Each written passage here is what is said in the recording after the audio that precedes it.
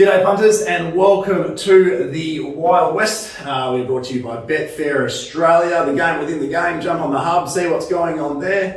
Cripper, welcome. Thanks, mate. How are you? Not too bad. A bit confused actually. I thought I'd walk in here and there'd be two cartons with my name on them. But yeah. Well, it's first of all, credit where credit's due. I did lose me 2 cartons last week. This will test you. What was that bet? Just it to win? Yeah. What was I doing? Yeah, anyway. And then in the last, we've got dreams to find the fence, and Mia Dolce didn't jump, so you got a bit lucky there.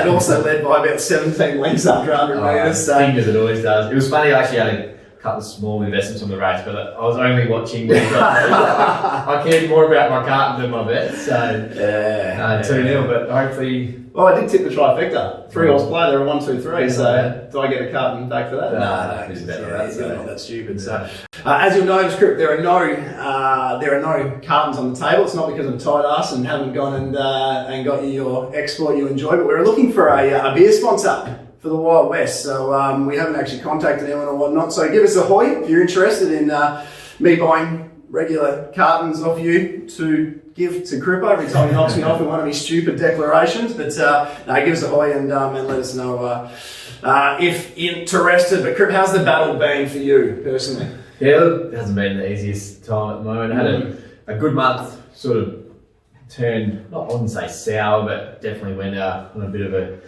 downhill spiral to finish the month, which is disappointing. And I'm not going to lie, I had an absolute Barry Crocker at Belmont yesterday. It was one of the toughest days I've had in a while. But I always think you and the rails absolutely cooked, and you don't want to be sort of leading. They always think, geez, it's going to be exactly. And that's the thing, like, for you. Yeah, it's part and parcel of love taking my early prices, and usually do beat the market, but sometimes you got to have bets where it just almost can't win with the way the track played. And that was time scale yesterday. That was my best of the day. And got the 260, started even money, but I was with you. It was probably a bit disappointing, but I still could have never, no matter how good the horse is, it just can't win on that rail. No, and with how strong the wind was early in the day as well. It's funny, you talk about the money as well, and it's funny on Betfair seeing money for a horse like Safety Bay yesterday. From barrier 1, we saw how bad, and we had something on it, the $14, $15, and we saw how bad the rail was throughout the day, but still the money came. It's really interesting how the money didn't sort of correlate. How do you assess the winner? Smart enough to lay off? Oh yeah, good. Yeah, no, that was that was a massive win. Yeah, it was a massive win. Yeah, I think it didn't beat much, which assisted. But its last went around second to Elite Street a couple of weeks ago, or it was now 30 odd days. That was on a pretty questionable rail as well that day as well. So I think purely as a horse that's really going places, and is one that we can probably follow going forward. Speaking of horses though, we're not going to follow. Amarissa. So I got about 1,000 text messages yesterday. Betfair State of Origin, they put the Victorians bet on Amarissa, the Sasha Starley, Brad Graham, ridden and trained Amarissa as one of ours. And I got a lot of people messaging me going, either they were saying what the is going on, or should I be taking this, blah, blah, blah. So that wasn't ours. We had a bit of fun with that actually. Well, actually, someone messaged me and I went to call you and I was raging. You were just going to yell. We got off the phone and we said, no, we won't play anything today for the Origin. And then I see that we've had WA's had a bet, and I'm about to ring you going, what the hell is going on? But you were pretty quick to say, mate, it's not me. Yeah, come on, you should have known better than that. But we've got a little bet on later this Savo, which will already be run and won by the time this comes out. But we will have a big go on Saturday, and it feels to me like the week for the Sandgroper. Yes, we're due to kick off proceedings. We're just due to. We've been stiff. We've had 3 bets for 3 seconds, and lay bet got up. In a photo. They knocked off the one we've tipped and backed ourselves. So yeah, look, it's been a tough month, but our characters are well and truly built. Crip, let's get stuck in. Let's do it. All right. Money lost, nothing lost, confidence lost, everything lost. I do like that one. Yeah, it's one of your favourites too. Actually, I reckon that's about the 20th time you've told me that one as well. So, Rail, what are we looking for here? How are we playing? I don't even know anymore. Seriously. You realise how you sound right now. I know. I think the track's, and it's fair enough too, the track's very, it's worn because it had too many meetings on it at the start due to COVID and we couldn't go to Northern and whatnot. Those provincial meetings got moved there. And, the back-to-back meetings. Really. Yeah, exactly. And by this stage of the year, it's already meant to be on the back end of its wear and tear. So add on those, it's got every right to, I guess, probably pull the pin a bit earlier than what we needed to. So in saying that, on Wednesday we saw one of the worst biases I've seen in a while, but that was a bit of rain around and some strong winds. We get better weather on Saturday, light winds, so it'll be interesting, but I've just marked it as even and adjust as you go. I'm the same, yeah. We won't see any rain from Wednesday onwards, and the rail was out at 13 metres, so it really, let's just allow for a fair track and not overthink it. Anyway, we're going to look at the majority of the card. I think we'll skip probably through. There's 2 or 3 or 4 races which don't hold much interest for us, but we are going to look at the maiden again. Had a bit of success venturing there last week with Tick Along supported. Yeah, make sure I bring it up because you weren't going to. But I think we're in cahoots here in the first. We are. Enduring moment, Crip. Yeah, I'm after a tough Wednesday. I'm avoiding. How do you get over a tough? What do you do? What's the best thing to do after you've had a tough day? What makes you feel better? On a Wednesday, the best thing to do is just to jump on Tab Touch at Thursday morning 8 a.m. and just make a mess of some of the early ones that came out. We didn't say that and get off overall, but it's always good fun taking the overs. And you sort of forget about Wednesday by then. But you need to have a bet to get over a loss. Yeah, exactly. So, but I reckon we shouldn't say that, should we? After a tough Wednesday, I'm not playing Northern. I reckon we can kick off Saturday with a winner. Pretty confident that Enduring Moment will be breaking his maiden. He's had 3 starts this preparation. To be honest, he's probably been almost a moral beat at all 3 starts. He was wide, and then last start held up for a fair majority of the straight and really hit the line when he got out. I think that form line isn't too bad either. Fiery Waters, I've got a feeling the stable have a bit of an opinion of it. Yeah. It looks like it's 3 strikes and you're out with Jerry Noski. So Chris Parnham has riding at the Junction Cup meeting, actually. Is she? Okay, maybe she chose something there instead of Belmont. Chris Parnham hops on board, which I don't know. I know you're a big one on this. How do you quantify how many lengths that's worth, even without bad luck in the equation? What would you say? It's worth quite a few. Well, if you swap the run of Fiery Water and Enduring Moment last week, you swap the result. It's that simple. So not only from a tactical point of view do you get something more positive with Chris Parnham, but you also get a stronger jockey riding the horse out to the line as well. So I am one that's very quick to put a line through horses purely on who sits on top of them, which can sound a little bit harsh, or I need the price to back into that type of horse. But seeing Chris Parnam hop on a horse who's been knocking on the door all campaign and really does look to be flying. The way he picked up late last start when being held up to the the 150 and hit the line was really good. Suspect he gets the 1400 and it's just a better price from him. What do you got him? 240. I think there's $3 available and that's my definite. That's a go. Yeah, chips in. 250 for me. So. Take the early money, and I think it might trade around that $3 mark, but I could easily see it trading sub 250 as well. So I'm happy to get involved. Yamatai, Wardian, 2 horses that'll take some chunk of your market up. I'm personally, I don't think you are, but I'm personally looking at saving on Yamatai. I'm hoping just the form around LA, Great Waters looks pretty good. I'm gets a nice little map. Durant's won the last 2 maidens. They're sort of rolling for him. You're talking Durant versus Raquel Williams, so the bigger yard versus smaller yard. If I can save Yamatai $5, I'm going to be, but that's not a desperation issue for me. It's just wait to see. If Enduring Moment, the money comes, you might be able to get exactly right. That'd be the idea. I just think with the way I do my form, Yamatai and Enduring Moment had really similar ratings. One of them got the world's perfect last start and couldn't get the job done. The other one has had a torrid couple of runs in transit, and one gets a jockey change and the other doesn't. So chips in. Yeah, Enduring Moment. Chips in. Best of the day. I like it. There we go. Straight off the bat. Jeez, 12:03 p.m. It's a long old day after that if you start poorly, isn't it? No, Which won't happen. It won't start poorly. No, lads are up and about. Race 2, one I want to quickly look at here. Really taken by the win of Eliminate first up. Wasn't taken by it at the time because I actually, I'm going to unashamedly say I took the early price Billy Ray. When it traded at $1.30, took the $1.60. We'll continue to do so. If I believe I can take a price above what it will trade, I will continue to do so. But I felt pretty sad after the race. I can tell by your barrage of tweets. There was a few tweets, wasn't there? I've been a bit quiet on the Twitter at times. I enjoy reading more than posting it. We sort of said Billy Ray might be a Kingston Town winner, but that actually might have been a week too early. Yeah, secret plan perhaps, Yeah, potentially. But look, I still am going to give that form line a fair bit of credit. I think Eliminate was just so powerful. Taking a sit on debut is really difficult to kick clear and win like that. Even though he did get up the cutaway. I was super impressed with the victory. But the bet for me here is more so the fact that I don't really like much else. I think it's a thin race. Plenty of speed. Chris Parnham will set a midfield. Dom to Shoot looks the biggest danger coming off a nice trial, but the Sean and Jake Casey, they tend to trial pretty well and don't always live up to that type of performance on race day. So I might eliminate 280.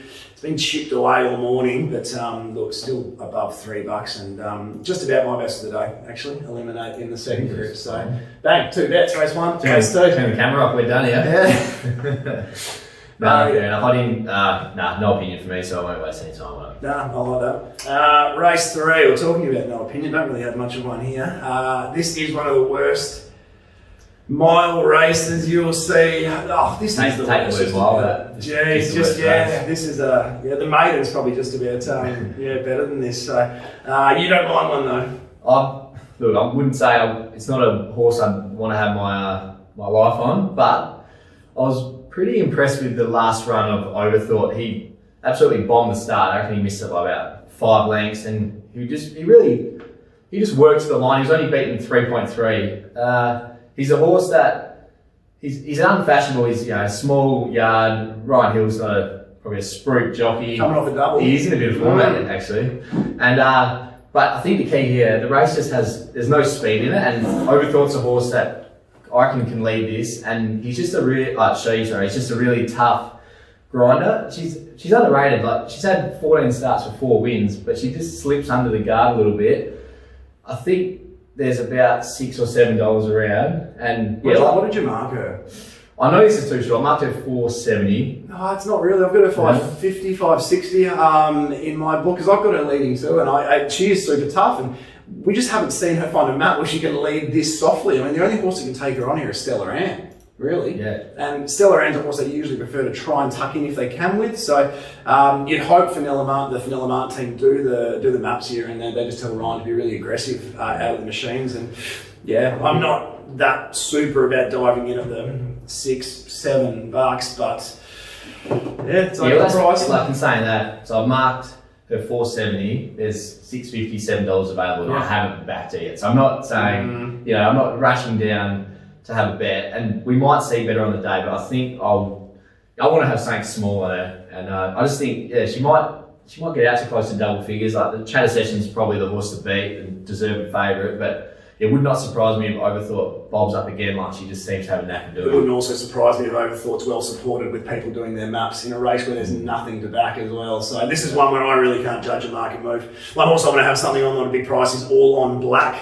Really good first up for a new stable. I don't know how this horse came out and did what it did first up, beating home Wardian, who isn't a horrible maiden. Second up behind Euro True Approach. That form's really good. Run was huge. The young female apprentice went on for those few starts as well, and I think it's difficult to handle a sitting sprinter for some of these young apprentice jockeys. So, like Brody Kirby going back on, this is going to be $20 plus in a horrible race. I'm happy having something each way. Correct? Yeah, fair enough. It's not the strongest Saturday race when a horse like New Amsterdam's coming from Kalgoorlie and was single figures earlier in the day. So Stellar Ann's still your 3rd or 4th favourite. I was on last start. He couldn't walk. He couldn't lift his legs. Yeah. So yeah, this is a race to look for some value, but I'll probably look at probably playing the double at the current prices. Overthought and All On Black, but I'm not overly keen. Yeah, something small Overthought for me. Very good. Okay, race 4, the Vale Delicacy, the champion. We go from a race where most of them are walkers to one with a bit of talent in it. This is actually a really good 66 plus. I mean, we're going to see horses like Comfort Me coming out of a pretty mediocre win, Arrogate and whatnot, but I don't think they're horses, even though they're going really well. Juicing Carrots back to the mile that I'm going to even consider here. We spoke about Leading Girl a fortnight ago, and we said if we get the even money hop in, we were probably pretty lucky that we've got price punters that day, because I would have done a large sum of money. I'd suggest a Leading Girl who traded $60. Yeah, thin as guts. But I really like the map for Leading Girl today. She is not the price I want at the moment, but she's close to one of my best. We've got Black Shadow from 5, Arrogane 6, Sharp Bob 7, and Juicing Carrots 10. All those horses like to roll forward, put some pressure on their races.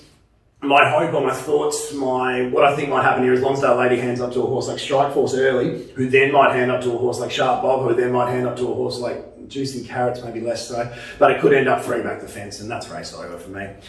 Leading Girl will be fitter, tighter for this run. Chris Parnham going on for Jared Noski, who struggled in the Cereson quite heavily, Crip. Yeah, it was interesting. When I hear the name Jared Noski, I think like gun jockey. I feel like he's been good to me, but then he got the opportunities for Bob Peters, and he went poorly, and it probably magnified that he hadn't been riding that well for an extended period of time now. His stats over the last 12 months or 100 rides aren't that flash, which surprised me, but it almost took him getting on a few odds on pops, where all eyes were on him to realise that. So yeah, Chris Parnham is I think a pretty key jockey change. When I started doing the race, I was thinking like Lonsdale Lady sort of was a bit hesitant on her first up of a throw dog, and she came out and won really well. And I was thinking, I just can't wait to follow her wherever she goes next start. And saw the race and thought, yep, you beauty, like Lonsdale Lady will be a bet for me here. But just what you said before was key. I think that Strike Force might want to cross her. I didn't have anything crossing Strike Force, but just being on the back of that horse isn't ideal. Lonsdale Lady's not the quickest beginner. She's a bit of a musterer, and it just reminds me of a time I think we both were pretty keen on her first up, last preparation, when she half missed it from one, and Jade found all sorts of trouble in the straight, and she was a moral beat because she came out there and won the listed race at her next start, which I know you're still talking about. So I marked Leading Girl 260, Lonsdale Lady 260, 370. Okay. But in saying that, there's $4 plus for Lonsdale Lady now, and I'm not backing her, so I'm probably should be closer to $2.30, $4 or something like that. Yep. I'd be surprised if anything else in this race can win. Okay. I'm 210 Leading Girl, 430 Lonsdale Lady. Blinkers are on, Leading Girl wise. Blinkers are on me, I should say. Leading Girl wise, I'm really hoping that we can see some $2.50 late. I'm hoping that Comfort Me, Arrogane take up 10% of the market, 10% of the market. Lonsdale Lady takes up 25, and if we can creep out to something near $2.50, I'll be pushing the button and going guts in. But I'm going to need that price. Did she get right back? Leading Girl? Yeah. I think so, but the thing is, all the horses around her, so as I said, 5 barriers, 5, 6, 7, 8 and 10, are all going to push forward, so she will probably end up close to last, but this feels like a 3 wide line type of race. Juicing Carrots potentially leading that 3 wide line, so Blinker's going off Arrogane as well, stupid decision in my mind.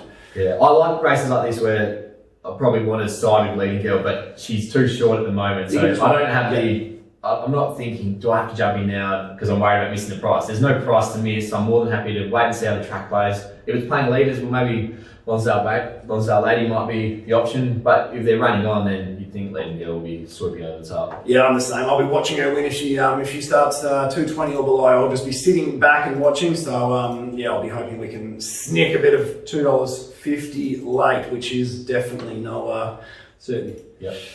Race 6, the feature race of the day, the Jolly Beggar Stakes. Race named after you after yesterday.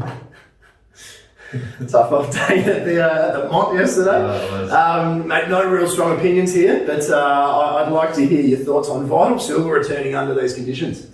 Yeah, it's an interesting one. Vital Silver was a horse. I called about 5 different people who I respect their opinions this morning just to get a bit of a handle on what they thought about the horse, because I didn't get a phone call. Yeah, he did.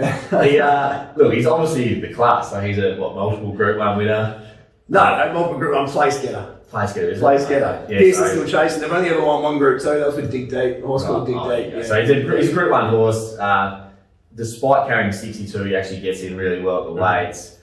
But the 1,000 metres is a huge concern for me. I think he's never raced over the 1,000, and he struggled in trials over the 1,000 too. Yeah, there you go. So, and I just think 62 kilos over. He's definitely 12 to 1,400 metre horse. So we're taking him on. Yeah, in short. Taking him on under $4. Let's take him on. Vital Silver. I'm indifferent. You see a horse running second to Loving Gabby at Mooney Valley, and obviously second in a Winterbottom, and you never want to take him on, especially when you should have 70.5 if it was a flat handicap conditions of this race. But yeah, the 1,000 metres, the fact he might end up on the back of a horse like Ambiente, who I think is going to battle first up for 441 days, might be asking some serious questions of the returning Peter Hall. Yes, completely agree with you. So what did you have on top? I had Money Matters on top, but the price isn't there for me. Thought there was a nice win last start, but yeah, the 240, 250, I'm not going to be diving in at that price. Watch on Jericho Missile, who I think will be better suited on a firmer track and getting to the outside of horses and being allowed to wind up for the entirety of the straight. But like Crip said before, with Leading Girl, I want to see horses making ground down the centre of the track, and I'll probably consider Jericho Missile if I see $7, $8 late, maybe even each way potentially, but yeah, the rest of them I'm pretty happy to put a line through. Yeah, Money Matters is a horse. I keep saying I can't wait till it steps up to 1,200 next start, and it just stays at the 1,000. It was on for 1,400. Was it? Yeah. Okay. So, but in saying that, it's won really well at the 1,000 last start. Durant's on fire. He knows what he's doing. It just maps so nice behind Belter and Tawny Pete. Should get that the 1-1 or even the box seat. Mm-hmm. I think winning form is good form, and I think he'll carry on his merry way. In saying that, I'm marking 280, so I won't be diving in at the 250 or whatnot. Yep. The one that actually came up above my quote in the market was Highland Beat. What price that got?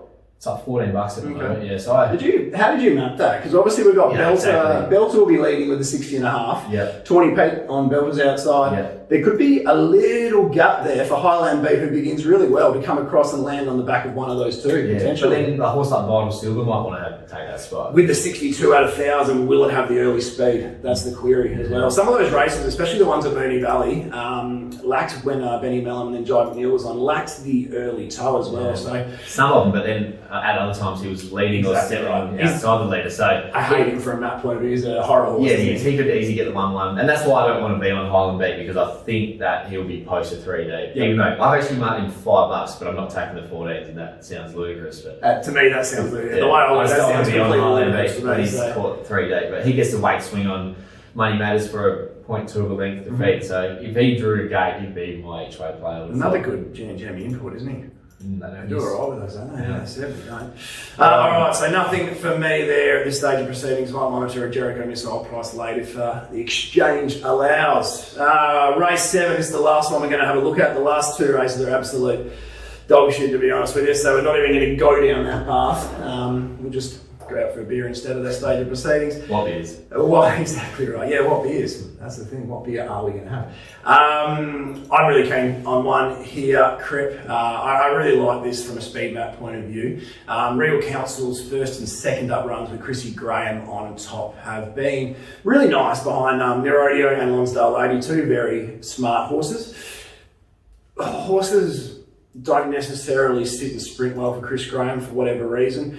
With Mitch Pateman going on, even though he does have to carry that extra weight because he doesn't get the claim, I think the horse will benefit more than the weight he gets, if that makes sense. From barrier 2, this horse has actually sat in the breeze and run second to Platoon a few weeks before Platoon ran a place in a railway. He's then sat leaders back a few starts before that when winning. So I think with Regal Council, we often think this horse will get back and run on, but I think Regal Council can actually be used a little bit early, hold a spot behind a Snow Chino and a Patristic, and get the first crack at them. I think third up, he should be peaking. I've marked Regal Council $3. I know that's thin, but I really couldn't find a strong second elect in the market. I know you've got one you've got your eye on as a strong second, but he just stood out to me here from a speed map, from a peaking point of view, and we love our Peter Fernie, Mitchell Pateman double partnership as well, you know. No, yeah, I agree with you. The jockey change is huge. I think he'll end up in the box seat, which will also suit the other one I've got my eye on, which is Zero Demerits. I thought his last start was super. He missed the kick. He then travelled last on a inferior rail in run, and then he got through the field and got to the outside, and he ran the fastest last 200 of the whole card behind Lonsdale Lady. So he's run it fast the last 200 and Leading Girl, etc. Barrier 1, he might even end up on the back of Regal Council, which could be a good spot to be. 3-back defence. I just think that, if he's 3-back defence, gets that nice little sucker run, he can sprint really well late, and wouldn't surprise me to just see him sort of get up on the inside or something like that late. But in saying that, I've marked Regal Council 450, Zero Demerits 450, knowing that my Zero Demerits price was short. Yep. And I'm disappointed with the $7 around. I just thought. I think you wait. If a horse races slowly over, it's great. I think you wait, you might see better. Yeah, I thought we were going to see double figures. Yeah, well, I've got it. We did at the local agency at $16, but that went pretty quickly, unfortunately. You must be happy with the upgraded job from CJP. Whiting's on off CJP. Yeah, exactly, and that's not even by default either. That's because Whiting's chosen to ride. What did you think of CJP's ride in the first at Northern today? Yeah, look, he'll be trying to improve off that. Deary mate, have a look at that punters. Questionable at best. All right, Regal Council for the parents. You're going to save 0 demerits if you get the price. Yeah, to be honest, I'm probably going to be 0 demerits. Stay Regal Council. Okay. Oh, yeah, right. Okay. Really nice tours play. Yeah. Okay. Cool. I have 4 best bets today, just about. So I'll have a think for a second. Who's your best?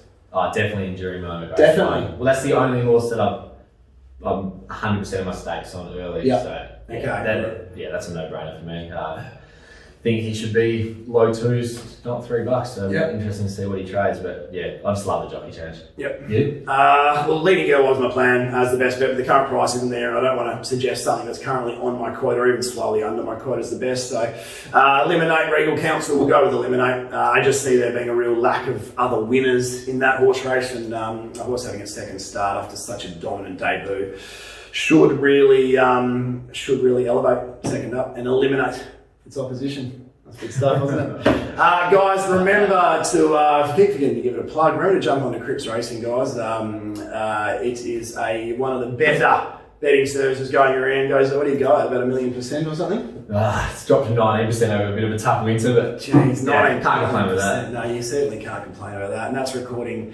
That's recording very fairly as well. Also, get on to the 1 WA Racing podcast. If the 20 minutes of listening to me and Crip wasn't enough, you can listen to me and BJ Ryan for 2 hours, talk about all the same races, just far more in-depthly. It's exciting. We've got Betfair now on board with the 1 as well, so just complete alignment. One-stop shop. Exactly right. And speaking of Betfair, make sure you have a look for the State of Origin bets Saturday. So, you can probably tell we're both... It's our week. Yeah, we're both rather bullish on the card, so we'll definitely be spending the majority of our units on Saturday, and we've got one the Savo. What are we going to lay, White or Silver? We probably will, actually, won't we? Nah, we'll lay Wardium. You reckon? I'm already going to be guts in the other two. We'll discuss this on camera. Yeah, we'll discuss this. Oh, God, yeah. But thanks for tuning in to another episode. Good luck on the weekend. Make sure we never know what Belmont's going to throw up at the moment, so make sure you just get an idea of the track pattern and adjust accordingly. And as always, gamble responsibly.